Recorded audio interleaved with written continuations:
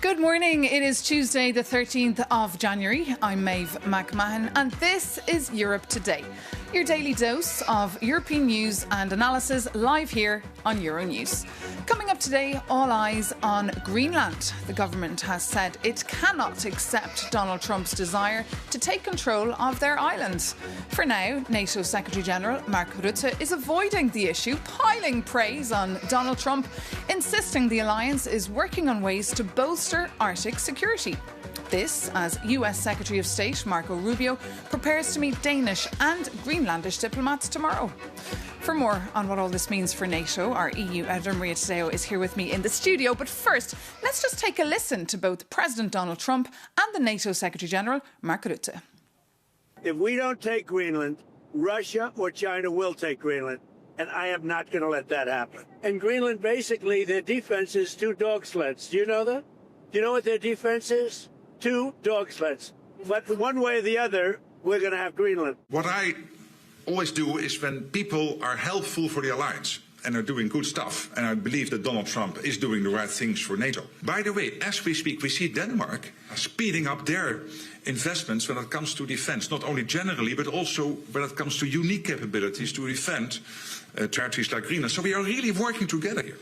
So, Maria, Mark Rutte really seems to be in denial there over Greenland. It's getting awkward. It's getting awkward. And yesterday, that was a very painful press conference to watch because he was asked repeatedly, is there an issue now within NATO when one of its defense partners is clearly now making its territorial ambitions on the land of another country that is also part of the alliance? And he kept repeating, no, we are working together. And we all agree that Arctic security is important. Of course, certainly Arctic security is important in the face of China and Russia, but there is a fundamental question here, which is the United States now for a year, Maeve, remember this, or it started in a press conference in Mar-a-Lago in 2025, has been insisting and has been very consistent in the idea that they need Greenland. Trump says we need it, or the U.S. would need it for national security, and he also talks about the psychological effect that it would have in the country to own it. Now, for the time being, one of the ideas that is being floated just to show President Trump that NATO allies are taking this seriously is to put together a NATO mission, or a mission modeled after NATO, that would include a significant European component, again, to show security of Greenland and the Arctic is being taken seriously. But of course, there's also another point to this is sort of language that we would say at different times would have been a sort of territorial expansion, imperialism, maybe some suggest there's colonialism behind this. And of course, it's not a secret that Greenland is also an island and a territory that's very rich in rare earth and minerals. All of this putting pressure, of course, on the Danish government to stop this language. So what more should the Europeans be doing here? Should they not be in crisis mode over Greenland? Well, and they are in a way. Of course, they worry about the pressure on Denmark. They worry about the pressure on Greenland. We should also note, when you look at polls, 87% of Greenlanders say they do not want to belong to the United States. There is a question about autonomy, but not changing when it comes to now Denmark to the United States. The other point is, of course, the Europeans, the French, the Germans, the UK. There has been many reports, again, this in the context of NATO, that they would be prepared to model and put forward a mission to show that they are taking the Arctic seriously. For the Danish government, they have said, however, and this is one of the most extraordinary statements I've ever seen actually in the past year, that if the US were to make a move, then that would be the end of NATO, and that would be the end of the post-Second World War security framework. As I go back, this is a defensive alliance, one member making a move on another member. Of course, it's very hard to see how NATO would have any credibility if that were to happen. OK, Margrethe Vestager, Euronews EU editor, thank you so much for that update. And shortly we can dive deeper into the topic, as coming up we'll be joined by the Danish politician Margrethe Vestager, most famous for her role as EU Commissioner for Competition when President Donald Trump labelled her back then the tax lady. She's known back home for being a government minister and party leader, and in Brussels for going after Big Techs. We're thrilled to have her here with us in the studio. Good morning. Good morning. Welcome to Europe Today. Well, great to be here. So lovely to have you here with us in Brussels. I want to urgently ask you many questions about Greenland, but first your thoughts on Iran. What more can the international community do here? What more can the EU do? Well, I think the steps that has been taken so far, they are, the right steps to say that, well, we're here. Just when the women were hitting the streets, we were there to say, well, we support your cause. And now again, to say, listen, the sanctions, they will be increased. There will be also external pressure because the cries of the Iranians on the streets, the deterioration in their living conditions, the courage that they show, I think that should inspire and impress the rest of the world. And what about President Donald Trump? His solution is to potentially intervene militarily. Is this something that you would support? Well, I think that for the Iranians, the solution is not a military solution. It is, of course, for the present regime to step down and for democratic forces to align themselves with a democratic way of ruling the country. Very challenging indeed. Yes. Let's talk about Greenland and Donald Trump's desire to take Greenland. Could he potentially really do that?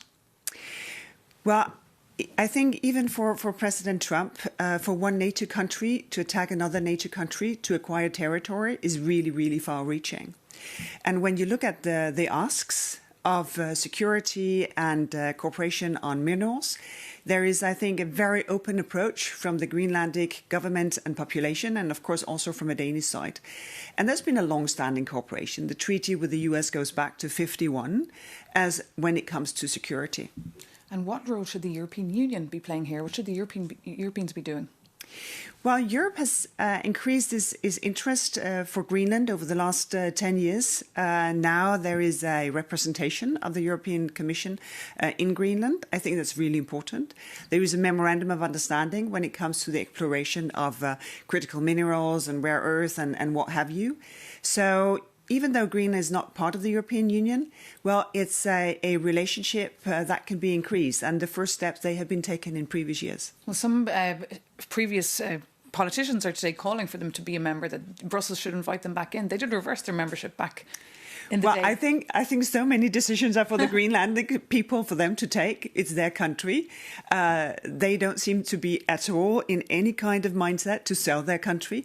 If they ever want to join the European Union again, it's for them to start that discussion. But if Trump did move in, could that be the end of NATO, as some are saying? Well, I think that is almost, I know that President Trump says that he's not reined in by anything but his own morals. But even for that, to do that for one NATO country to attack another NATO country for territory, that would be, I think, the most existential threat to NATO that we have seen. And also, Denmark was one of the countries who answered the call from the US. The only time the Article 5 have been triggered was when US did that, and Denmark fought and, of course, lost lives and soldiers in that operation. And with all this talk about Greenland, one would almost forget the big spat between Brussels and Washington, D.C. over tech rules. Who's standing up to Donald Trump here? Well, I think the important thing is to say, listen, we have realized our dependencies: gas on Russia, critical minerals on China, security on the US, and also technology on the US. So, of course, it's about time for Europe to say, listen, we will enforce our rules for our market to be open and contestable. We will look for European suppliers because there is a European demand. And, of course, we want to live a life that is not, 100% digitally dependent because a society is about the relationship between people. And what about something that's a big concern for our viewers, that Grok's AI tool that's manipulating image of women and girls? What can the EU do here? We saw a very late response yesterday from the Commissioner. Well, I think it's really important to be tough on this one because you have this wicked combination of nudity and humiliating women. And basically any woman could be, a victim of this. So I think it's really important to stand up for it, both as people, but of course also when the enforcement with the Commission. OK, Margrethe Vestager, thank you so much for joining us and for sharing your insights on a number of stories. Thank you. But now it is time to focus on France, where the far leader Marine Le Pen is starting a crucial appeal in court today that could determine whether she can run in next year's presidential elections or not. Marine Le Pen was convicted last year for allegedly misusing EU funding to pay her party staff back home as MEP assistants here in Brussels. For more, we can cross over now to Paris to bring in our correspondent Sofia Katskenkova, who's just outside the courthouse for us this morning. Good morning, Sofia. Just remind our viewers of the details of this case.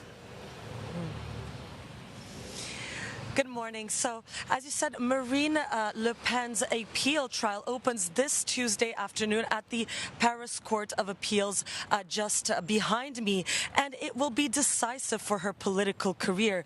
She's appealing a conviction, as you said, Maeve, for misusing EU Parliament funds.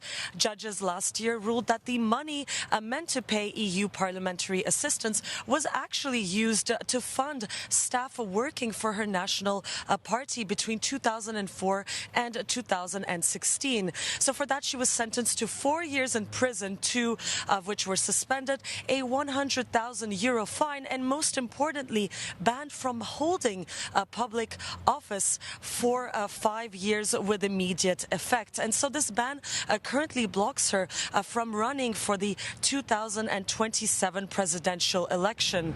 So this appeal is one of her last legal chances to overturn or soften the original ruling.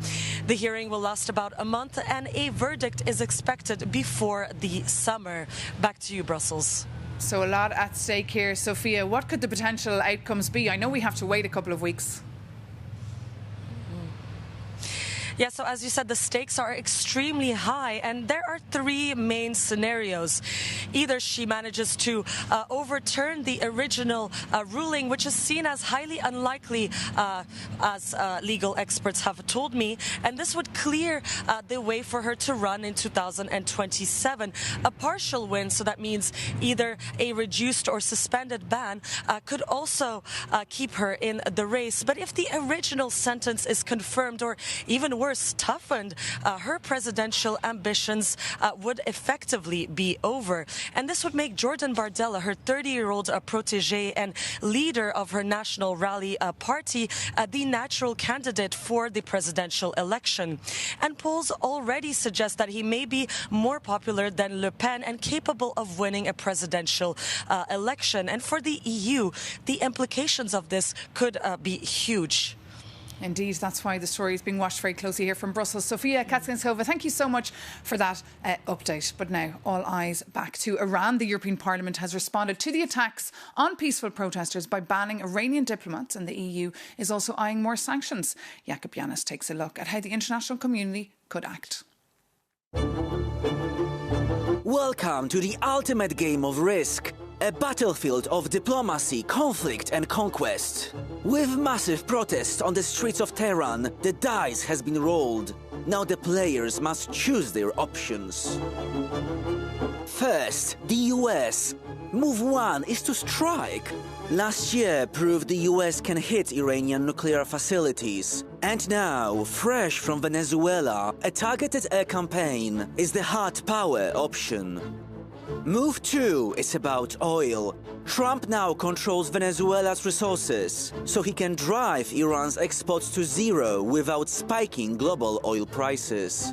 And there is also a technology card, deploying Starlink terminals that will help to break the internet blackout and coordinate the opposition.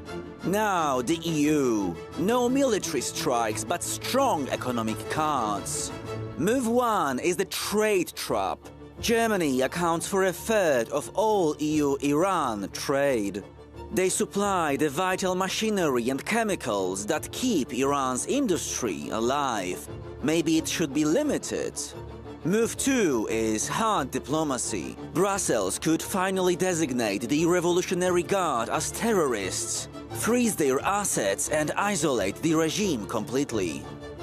Finally, Iran's option is to secure the regime at any cost.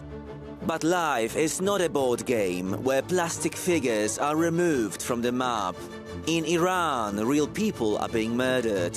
With hundreds reported deaths, one question arises. How many more lives will the next turn take?